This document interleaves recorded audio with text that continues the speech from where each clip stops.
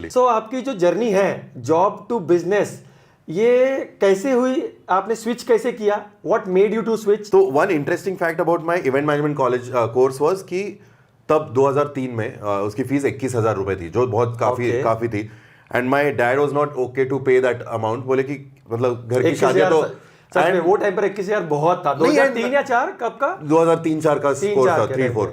But वो लोग कह रहे थे कि इवेंट मैनेजमेंट क्या है, मतलब हम तो खुद खड़े रह के शादियां कर देते घर की। हाँ, हर आदमी घर का इवेंट मैनेजर काइंड ऑफ होता है। फिर मैंने बहुत कन्विंस करने के बाद he agreed on condition that he will pay the fees, on condition कि मैं साल खत्म होने के पहले उनको वो लौटा दूं 21,000 रुपए। पापा ने ऐसा बोला? हाँ, पापा ने ऐसा बोला, वापस करने पड़ेंगे। हाँ, वापस करने पड़ेंगे। अब वो तो मैंने हाँ बोल दिया कि कर देंगे अभी, क्योंकि मुझे कोर्स करना था। पर साल खत्म हो गया, पता नहीं था क्या करे। That is when end of the year I hosted the annual day. And जो शो मुझे पहला मिला था, तो उन्होंने मुझे मिलने बुलाया, बोले हमारा 10 दिन का एक इवेंट है, तो आप क्या चार्ज करते हैं? तो मैंने एकदम चौड़ा होकर बोला कि मैं 2,500 रुपए लेता हूँ 3 घंटे के।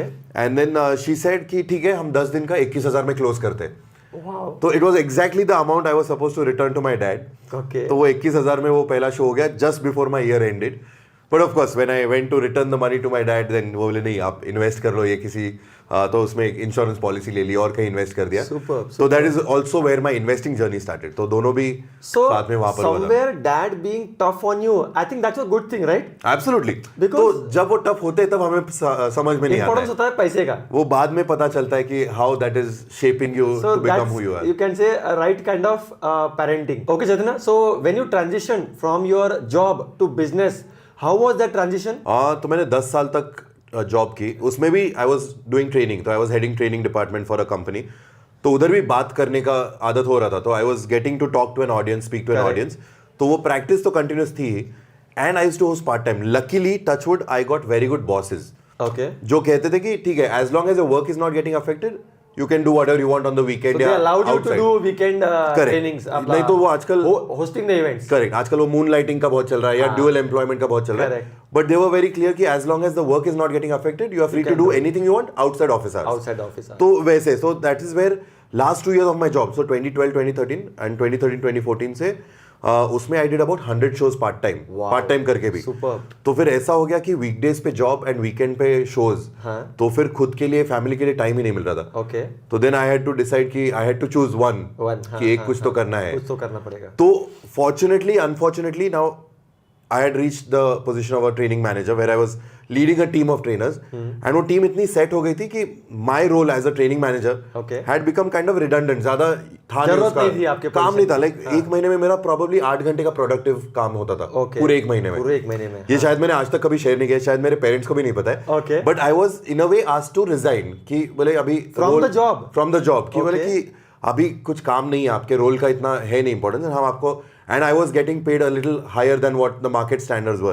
तो आपका इतना रोल अभी है नहीं, तो we would request you to resign. मतलब वो प्यार से कह रहे थे कि या तो आप ही रिजाइन कर लो, हाँ, आपको फायर करेंगे। करेक्ट। तो वो वैसा हुआ था। तो मैंने घर जाके बोला था कि अभी मेरे शोज इतने चल रहे, तो मैंने डिसीजन लिया है कि I am going to quit my job.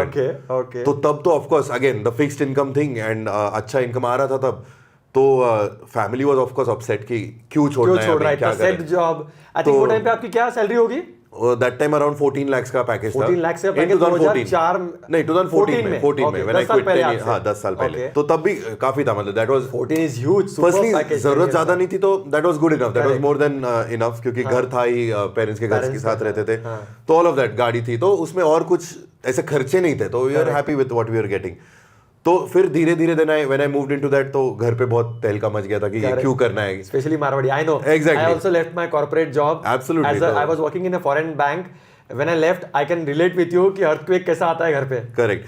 तो but of course now over the years they have also seen my growth and journey, and now they proudly tell people कि मैं क्या करता हूँ। या मेरा बेटा एंकर है। हाँ, ऑल्दो लोगों को अभी भी नहीं समझता है। बहुत लोगों को जब मैं भी बोलता हूँ, फॉर एग्जांपल समाज में या रिलेटिव्स में, कि बोलते क्या करते हैं, मतलब एंकरिंग करता हूँ। अच्छा, और फुल टाइम क्या करते हैं? मतलब तो उनको लगता है ये ऐसी हॉबी है, टाइम पास के लिए कर रहा है कोई, तो people still don't understand that it can be a very serious career. It can be a full-time work also. Correct, absolutely. So I converted my passion into my profession. Superb. And as they say कि if you love what you do, then you never have to work again. Correct. क्योंकि आपका it कुछ is- tagline भी इससे connected है ना business का? हाँ, तो I use the line live to talk, talk to live, because that is what I'm living for. Like I live to talk, talk to live. Correct. तो that has been my tagline ever since I started. Correct तो ऐसी रही है journey to superb how I quit my job and got full time into this.